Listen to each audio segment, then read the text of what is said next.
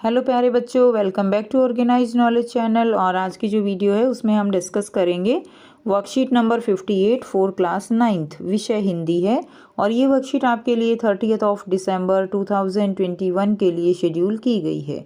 आज की जो वर्कशीट है प्यारे बच्चों, उसमें हम जो कैदी और कोकिला कविता है उसके अगले अंश को पढ़ेंगे। सो वर्कशीट शुरू करने से पहले प्लीज़ चैनल को सब्सक्राइब कर दीजिए, बेल आइकन को भी प्रेस कर लो ताकि आपको आने वाली वीडियोस की नोटिफिकेशन वो समय से मिल जाए। सो देखिए आज की वर्कशीट में क्या दिया गया है। प्यारे बच्चों, इन कार्यपत्रकों के माध्यम से आपकी पाठ्य पुस्तक क्षितिज भाग 1 के पाठों पर चर्चा की जा रही है। आइए इसी पाठ्यक्रम में कैदी और कोकिला पर चर्चा करते हैं, जिसके रचयिता हैं माखनलाल चतुर्वेदी। ठीक है, तो आगे हम कविता को पढ़ेंगे।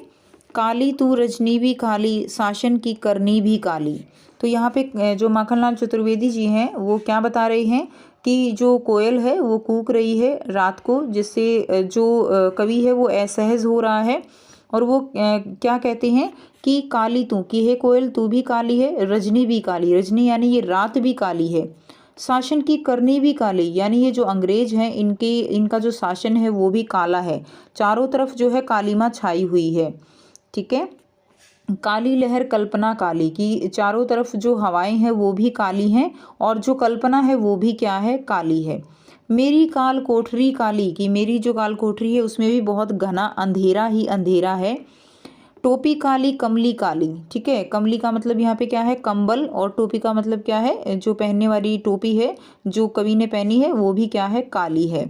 मेरी लो श्रृंखला काली, पहरे की हुकृति भी ब्याली, तिस पर है गाली ए आली। तो यहाँ पे कवि क्या कह रहे हैं कि सब कुछ जो है वो क्या है, काला है। कि कवि जेल के हर सामान को गौर से देखते हुए कह रहे हैं कि कोयल तू काली है, आज रात भी काली है, और ब्रिटिश शासन के सारे कार्यकलाप भी दुख देने वाले हैं, अर्थात काले हैं, जिस कारण सभी प्रकार के विचार भी काले अर्थात निराशाजनक विचार बन रहे हैं। यहाँ की कोठरी भी काली है, मेरी टोपी भी काली है, और जो ओढ़ने का कंबल है वह भी कैसा है, वह भी काला है। जंजीरें भी क्या है मेरी, वो काली हैं, पहरेदारों की हुंकार सर्प सी डसने वाली है। ठीक है, बयाली का मतलब क्या है यहाँ पे, बयाली मतलब सर्पिणी, यानी जिस तरह से जो वो हुंकार भर रहे हैं वो सांप की तरह डसने वाली हैं।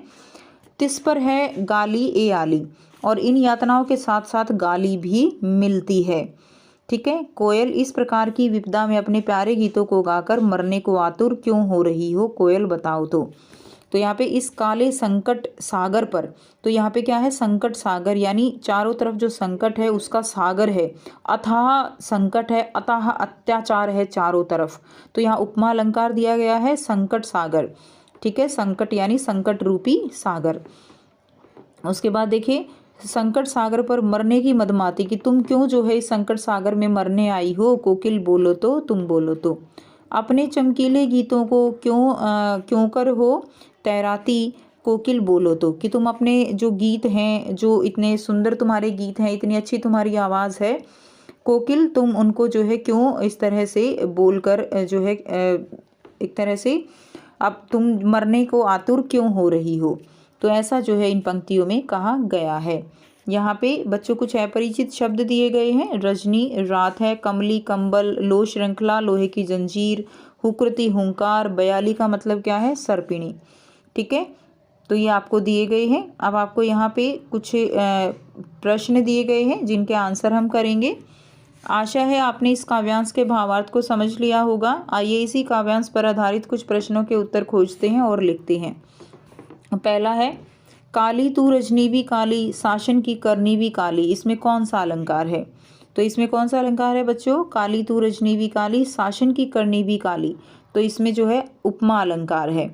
ठीक है, दूसरा देखिए, निम्न में सागर शब्द का कौन सा पर्यायवाची शब्द नहीं है, समुद्र, जल्दी, जलज या पयोधी।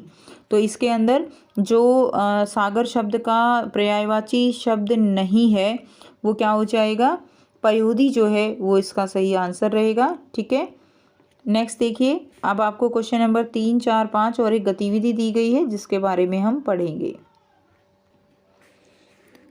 प्रश्न 3 है, कवि शासन की करनी को काला क्यों कह रहा है। तो कविता में कवि ने अंग्रेजी शासन की करनी को काला इसलिए कहा है क्योंकि वे स्वतंत्रता संग्राम सेनानियों के प्रति अच्छा व्यवहार नहीं करते। उनके अन्याय, अत्याचार, दमन के कारण कवि ने शासन की करनी को काला कहा है। नेक्स्ट देखिए, प्रश्न 4 है, संकट सागर से कवि का क्या आशय है।